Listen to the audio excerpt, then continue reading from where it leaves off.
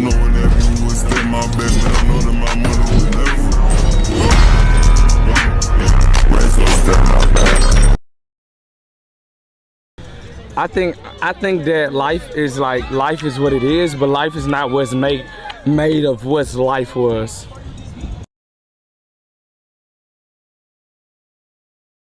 When your girl says, I think I need some space, or I want a break, that just mean your bitch is getting pounded on by another motherfucker.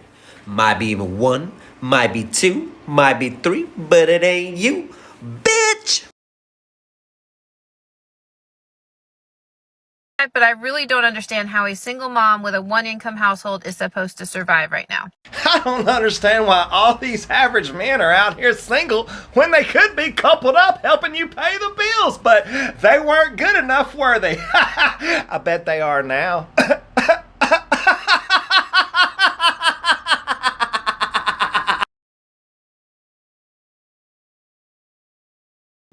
Okay, but that's not the same. That's not the same. Okay, can you Hold on.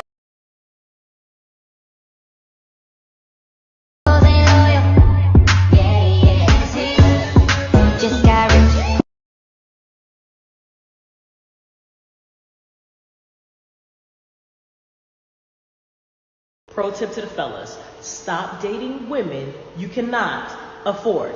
I've said it once, I've said it before, modern feminism has literally made a 360-degree turn all the way back into women being property and you being able to buy them. Good job. Don't do that. Don't do that, bitch ass nigga. Yeah.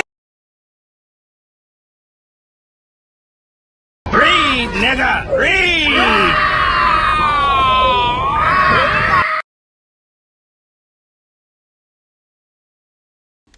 So you thought that I was just going, bitch? Hey, sayonara, sister. I got a brand new chain. Ooh, that's tough. This is one of the biggest reasons why you should always take what a woman says to you about other guys with a grain of salt. This is a trick that a lot of women use, and I never realized this before, but they will often make fun of the guys that they like so that you don't view them as a threat. Or when you bring up their name, they may say something like, ooh, he's ugly, or ooh, I hate him. Never go off a woman's words alone, go off her actions instead.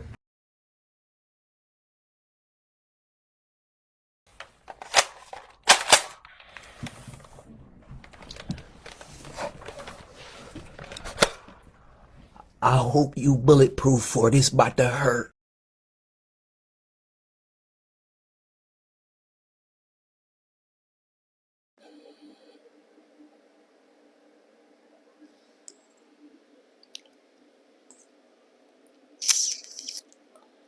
I never thought it would be me, bro. Thought I was immune to this type shit. You know what I'm saying? I really thought I was him. Like,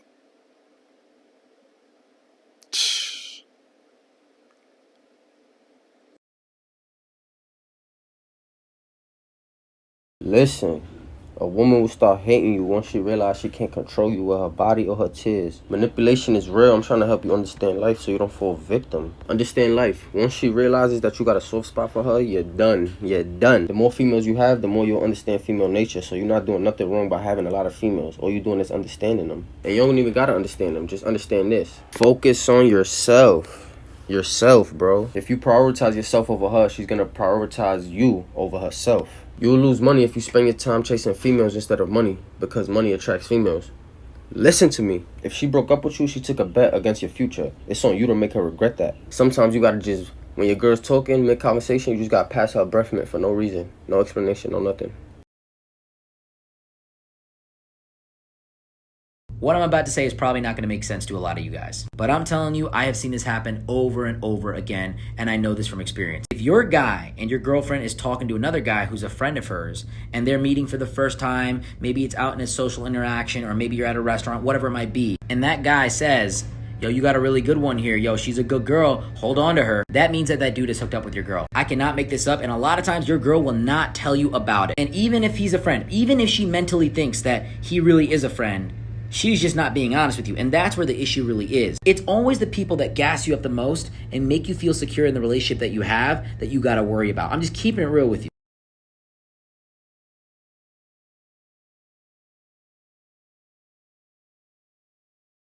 Oh no, not hookup culture. I was fucking hundreds of women. What am I going to do now?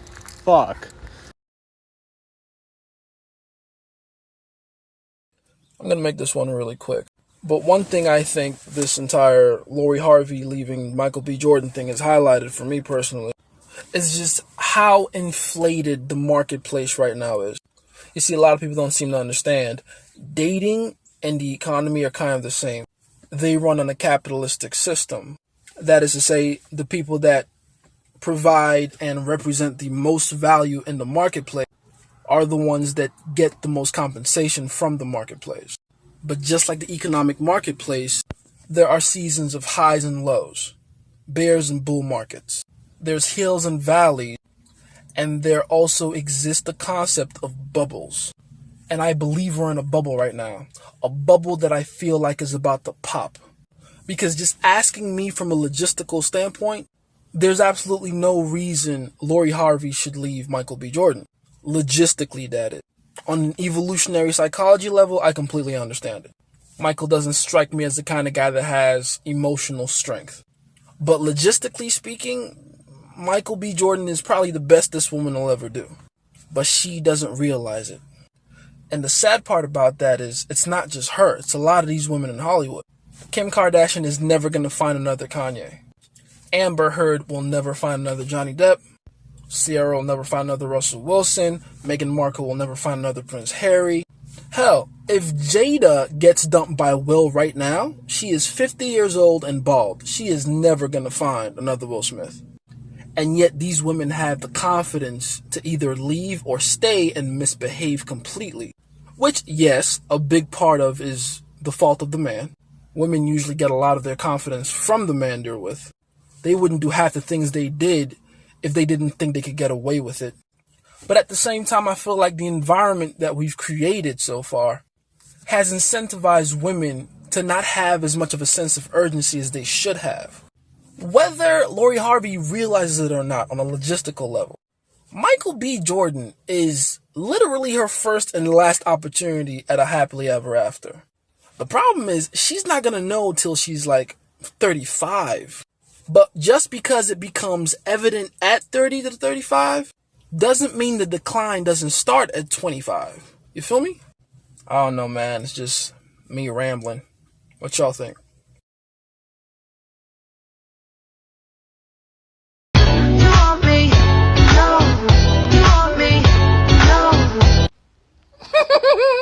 At this point, are they doing it on purpose? Okay, I'm just going to go ahead and stop you right there and point out the problem that's going to happen and will inevitably happen in her video and a lot of her videos, in fact.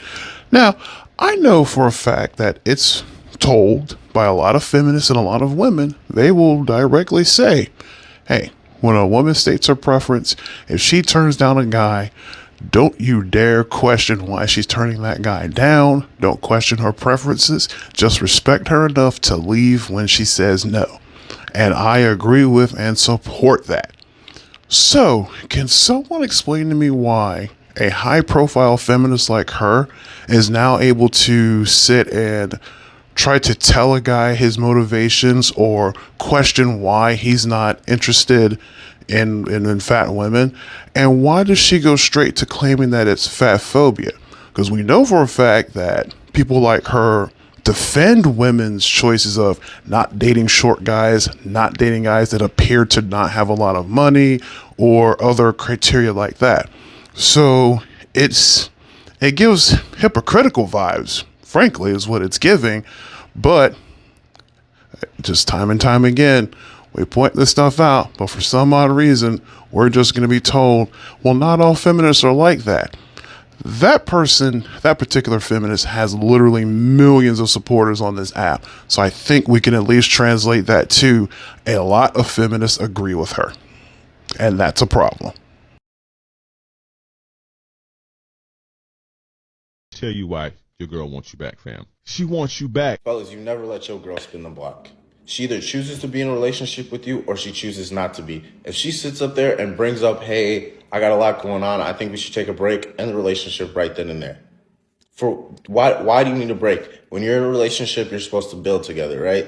You're supposed to go through hard times, trials and tribulations, and that's what makes a relationship stronger. The only reason why she wants to take a break, the only reason why she wants to go no contact is so she can play the field. She has these guys that she's interested in, but she doesn't want to break your heart by breaking up with you. So she brings up the idea of, I think we should take a break. I think we should go no contact so I can figure myself out as a person so she can go get her back blown out by these different individuals and figure out if she wants to be with them. And if she's not liking it, she gonna come back to you. That's not how the game works. Think about it. The Ultimatum, Temptation Island, all those TV shows are based around people taking a break. All right, here's something I see in a lot of guys that I think is super important to unlearn. Now, a lot of guys are probably going to disagree with me on this, but just hear me out. So a lot of guys know that they have good traits, good qualities, or good things going for them, but they're super modest about it. Like, I was talking to this guy and he was like literally a male model. Like, he had the face of a god and the hair of a god. And I was like, dude, you literally look like a male model. And he was like, well, you know, I look okay. And I was like, do you or do you not think that you look like a male model? And he was like, yeah, I do. And I was like, well, why didn't you say that with conviction? Why'd you kind of just be, oh, I look okay? He was like, well, I don't know. And then that's when it hit me. As guys, we're always told to dim our light, to put out and dim your fire. You're always told to shut up and be quiet. You're always told to be humble. You're always told, oh, don't brag, right? And all these little comments throughout childhood has suppressed your fire. But understand that as a man, there really is no downside in you fucking doubling down and believing that you're the shit. If you walk around believing that you're the absolute shit for no fucking reason at all, complete delusional confidence, there literally isn't really that many downsides. The only maybe downside is once in a while someone's gonna be like, oh, you're a douche. Ah, scary. But in the other 99% of circumstances, you're going to get the best possible outcome because you're coming into it believing that you're the shit. Like, literally, really name any situation as a man. If you go into the situation believing you're the fucking dude, and then you go into the situation believing that you're a piece of shit and you're not worthy of anything, well, 99% of the time, believing you're the fucking man is going to play out better for you. So logically, if you understand that that mindset is going to help you and be more strategic in life, why are you still being like, oh, I don't really look that good?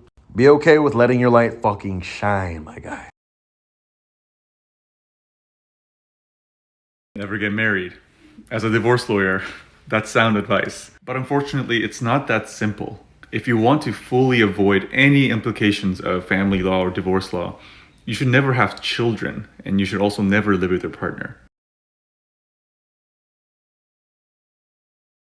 I am trying so hard to be better, but to my core, I am a hater. There is a 0% chance that I will ever try to get somebody to re-like me again. It is literally easier to start over with somebody else, and y'all be holding on. If you're not a trash person, right? You paying bills, you being a regular person, you not yelling, fussing, arguing, woo-woo. You just being normal, and she just, I don't like him no more. And she like, your girl or your wife? I'm leaving. There are women out here that will fuck you after you tell them they look pretty today. Meanwhile, you over here paying rent, cooking, cleaning, doing all that, and she don't want you. Boy, I got too many muscles for all that. Bring on the hate comments.